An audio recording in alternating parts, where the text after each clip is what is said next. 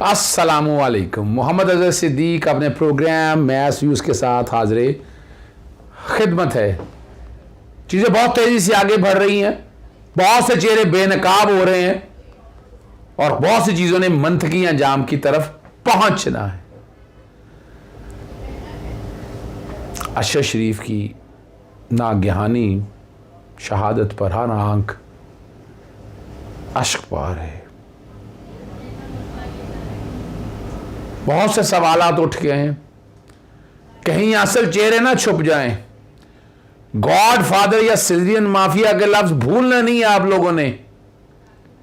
असल चेहरे ना छुप जाएं। यहां कौन है माफियास?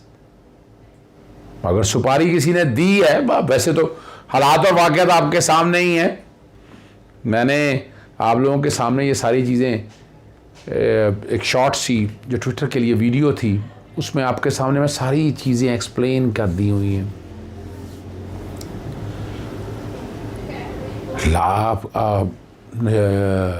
जो डेड बॉडी है, मैयत, वहाँ से लाने का हुक्म इम्पोर्टेड वज़ीर-ए-आज़म ने जारी कर दिया है। क्या उस पर ट्रस्ट किया जा सकता है या नहीं? पहले ज़रा जो मैंने जो नुक्ता नज़र दिया, जिस पे आप लोगों ने बहुत पजीराई दी, जिसमें मैंने डिमांड की है जुडिशल कमीशन बनाने की, पर्चा दर्ज करने की, मैंने लॉजिक्स जो दिए हैं, ज़रा वो सुनिएगा। शरीफ की शहादत का अंदोनाक सानिया, हर आंख अश्कबार है।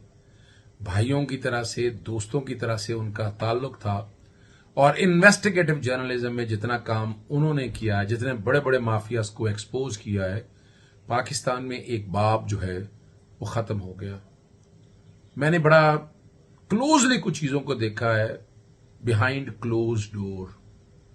आपने पिछले टीजर देख रहे थे और उसमें जिस तरह अरशद शरीफ चीजों को एक्सप्लेन कर रहे थे, और मेरे तक जो इतला यही है कि कीनिया के अंदर वो ही करप्शन के ट्रेसेस के कॉन्टैक्ट्स में वहां पहुंचे हुए थे और जिस फार्म हाउस पे ठहरे थे, और ये कीनिया पुलिस का ये कहना कि जनाब गलत फहमी की बुनियाद पर है, जिस बच्चे को सस्पेक्ट को कह रहे थे कि किडनैप हुआ, वो तो पहले बरामद हो गया था, फिर ये गाड़ी भी वो नहीं थी।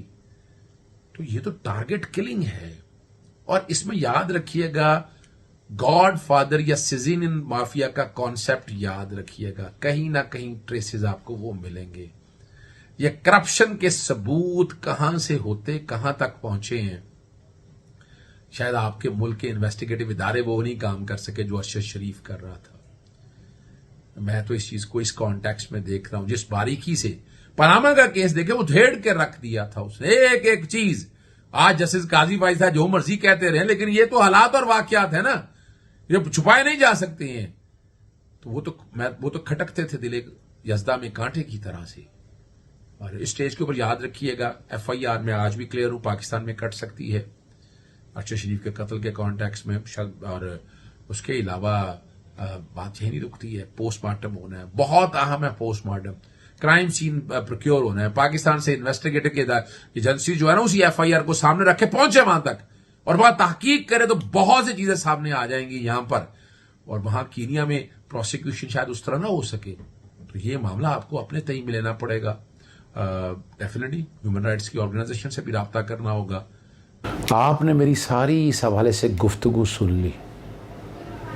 ये लोग बचने नहीं चाहिए जो गुनाहगार हैं, और ये कीनिया पुलिस जो बात कर रही है वो कोई मानने के लिए तैयार नहीं है।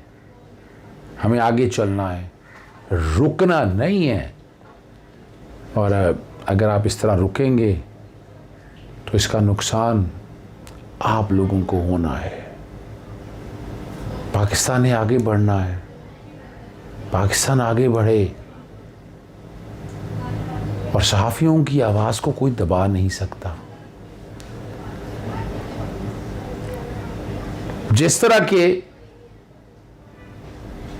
इदारों के खिलाफ आसमा जहांगीर फाउंडेशन में नारे लगे और जिस तरह तूफान बदतमीजी हुआ, सुप्रीम कोर्ट के हाजिर सर्विस जज भी वहां बैठे हुए थे, कोई एक्शन नहीं लिया गया, पर्चा हो गया। वो मैं इस पर सुबह के प्रोग्राम में तफसीली बात करूंगा आपके साथ। पता होना चाहिए कि मैं खामोश नहीं बैठा।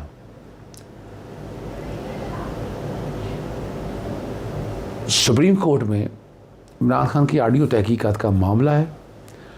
जो दरख्वास्त दायर की थी इमरान खान ने, उस पर एतराज़ लग गया है। दरख्वास्त में निशानदेही नहीं की गई कि मामला बुनियादी हकूक़ और मफाद आमा का है। मुतलका फोरम से रुजू नहीं किया। रजिस्टर ऑफिस आइन के आर्टिकल 184(3) की दरख्वास्त से मुतमिन नहीं। 6 एतराज़ात लगाए गए हैं। इमरान खान ने ऑडियो लीक पर जुडिशल कमीशन या GIT तश्कील बनाने की दरख्वास्त सुप्रीम कोर्ट में दायर की थी। सेनेटर आज़म सवाती FIU की जानब से गिरफ़्तार करने का मामला है। बहाना करके तशद्दुद करना, नारवा सलूक कर सुप्रीम कोर्ट में दरख्वास्त दायर कर दी है। रिमांड के दौरान जज के सामने पेश होने पर अदालत को प्राइवेट पार्ट्स पर तशद्दुद बारे आगाह किया जाएगा। गिरफ्तारी के दरमियान रखा गया सलूक आइन और इंसान के वक़ार के ख़िलाफ़ है। और इसी आज खुद नोटिस लेने के लिए इन्होंने अपने क्लैट हेड पर यह दरख्वास्त जो है ना वो जारी की है। इमरान खान की नाअहली इलेक्शन कमीशन के हवाले से इस्लामाबाद हाई कोर्ट में केस की समाअत हुई और मैंने आपको कहा था कि एतराज़ पे कोशिश करके बात होनी चाहिए, लेकिन जो मेन बात होनी चाहिए थी वो शायद हो नहीं सकी।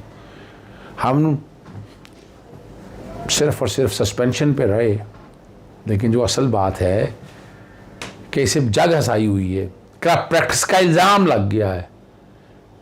तो वो इल्ज़ाम तो फ़िलहाल फ़र्द वक्ती तौर पर रुकना चाहिए था ना, उस पर शायद गुफ्तगू नहीं हो सकी। आइंदा गुफ्तगू होगी। मैं ख़ुद एक आइनी दरख्वास्त तैयार कर रहा हूँ जिसमें सेक्शन 137, 167, 173, 172, 232 और 190 इनकी तशरीह, और मैं ख़ास तौर पर 137 जो है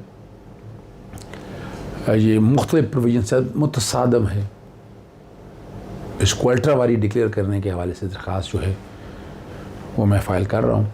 और मियाँ वैली का वोटर जो है, दोस्त हैं हमारे, उनकी तरफ से शायद मैं ये दरख्वास्त दायर करूँ। बाकी सब जिनके इलेक्शन जब नहीं हुए, मेंबर पार्लियामेंट, मेंबर्स कौमी असम्बली, मूसा रज़ा गिलानी समेत कराची के मलिक के हवाले से, और 3 सूबाई सीटों के ऊपर इलेक्शन कमीशन ने इस पर कामयाबी का नोटिफिकेशन जारी कर दिया। अब हलफ आगे लेना है और उस पर गुफ्तगू होगी। इमरान खान साहब पे इल्ज़ाम ये एतराज़ात और ये लगाए हैं कि अखराजात की तफसीलात जमा, हालांकि ये इतना कोई अहम इशू नहीं, लेकिन अहम इशू बन गया हुआ है। आज केस की जो समाअत है, एतराज़ लगा हुआ था। फिर बता चलो इमरान खान के केस पे एतराज़ था और वो सर्टिफाइड कॉपी नहीं है। हालांकि आइनी दरख्वास्त के अंदर में सर्टिफाइड कॉपी एक सेकेंडरी इशू हो जाता है, वो जो आ जानी थी वो कल लग जाता। अब सर्टिफाइड कॉपी आ गई हुई है और मुतफ़र्रक़ दरख्वास्त वहाँ इस्लामाबाद हाई कोर्ट में दायर होनी चाहिए। इस पर जस्टिस अदम ने पूछा, इस केस में कोई जल्दी की बात नहीं, 30 अक्टूबर का इलेक्शन वो लड़ सकते हैं। और ये रिमार्क्स हैं जस्टिस अतरम लाला साहब के। जस्टिस अतरम लाला साहब ने इस केस की समाअत की और पूछा गया आपकी दरख्वास्त पर एतराज़ात क्या। बायोमेट्रिक और मुसद्दका नूर नकूल से मुतालिक एतराज़ात हैं। बस मुसद्दका फ़ैसले की नकूल फ़राहम नहीं की जा रही, ये तहरीक इंसाफ के वकील ने कहा। इसमें जल्दी क्या है, चीज़ सब का रिमार्क्स है। हमने चंद दिन बाद इलेक्शन लड़ना है, नाअहली की वजह से मसाइल का सामना, और कौन से सेक्शन के तहत इलेक्शन कमीशन ने कार्रवाई की, ये सवाल पूछा। 63(1)P के तहत इलेक्शन कमीशन ने कार्रवाई की। ये नाअहली तो इस हद तक ही है जिसके लिए वो पहले मुंतखब हुए थे, चीज़ सब के रिमार्क्स है। आज नया इलेक्शन लड़ना है तो उसकी हद तक ये बात है। और फैसले को मुअत्तल करने की इस्तदा भी की। जब फैसला नहीं है तो ये अदालत किसी फैसले को मुअत्तल कैसे करेगी। और 30 तारीख को करम एजेंसी में इलेक्शन होने जा रहे हैं, ये अदालत शॉर्ट ऑर्डर को मुअत्तल करे। इस ऑर्डर की सर्टिफाइड कॉपी मौजूद है, इलेक्शन कमीशन सर्टिफाइड कॉपी फ्राहम नहीं करते हैं जी। आपका मौक्कल पार्लियामेंट वापस तो नहीं जा रहे जिस पर डिसीट हुआ, दीगर हलकों पर भी तो ये नाअहली नहीं, ये सिर्फ इस हलके की सीट की हद तक जो है ना वो मामलात हैं। जिन हलकों से बात वो करते हुए कि हमने इलेक्शन जीते और फिर इलेक्शन लड़ना है, इलेक्शन कमीशन ने फैसला अपनी वेबसाइट पर डाला है, मीडिया की रिपोर्ट भी हुआ है, ये अदालत कौन सी नई मसाइल काम करना चाहती है। हमें सियासी तौर पर बहुत नुकसान हुआ, अदालत देखेगी। तो करने के बाद जो है वो बहुत सी बातें डिस्कस हुई। इलेक्शन कमीशन का फ़ैसला महफूज किया गया, फिर कहते हैं दस्तखत नहीं हुए। यहाँ ये रिमार्क्स हैं बैरिस्टर ज़फ़र, 3 दिनों में कुछ नहीं होने जा रहा, आप इंतज़ार करें, आज ही का दिन है, वक्त रख लें। ये बताते रहें अली ज़फ़र जो है, आप अपने एतराज़ात दूर करें, फिर इस केस को सुनेंगे। 3 दिनों में कुछ नहीं होना। आप भी इस बारे में जो है ना जी, उन्होंने जो बात कही है उसको सामने रखते अगर देखा जाए तो बड़ी क्लैरिटी के साथ चीज़ें आ चुकी हैं। अडल जाने में कैदियों पर तशद्दुद किया जा रहा है और वह मुख्तलिफ़ केस है।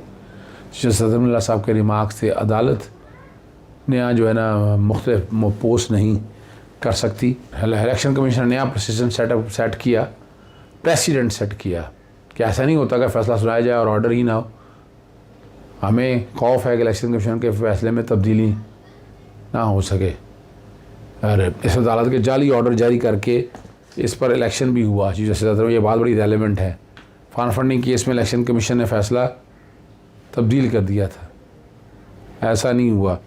अब ये दूसरी तरफ से सवाल तो ऐसे आएंगे, ये होता है ना ही आपको मुसद्दक़ा कापी मिलनी है, ना ही आप यहाँ पर करना है। ये वो सारे मामलात हैं जो उठाए गए हैं, वो जायज़ा ले रहे हैं। इस तरह की बातें उधर की बातें ये आपको पता है सारी होती हैं। अगर कुछ हुआ तो अदालत देखेगी, मुसद्दक़ा यानी फ़ैसले की जो मुसद्दक़ा कापियाँ चाहिए। हम इलेक्शन कमीशन के फ़ैसला आने तहत पहले हुक्म इम्तनाई जारी नहीं कर सकते। जस्टिस अतर मिनल्ला साहब के रिमार्क्स थे और बहुत सी बातें उन्होंने सामने रखी हैं। उम्मीद तो है कि इन चीज़ों को सामने रखते हुए मामला ख़त्म हो जाएगा। इजाज़त चाहता हूँ। अस्सलाम वालेकुम, अल्लाह हाफ़िज़, पाकिस्तान जिंदाबाद।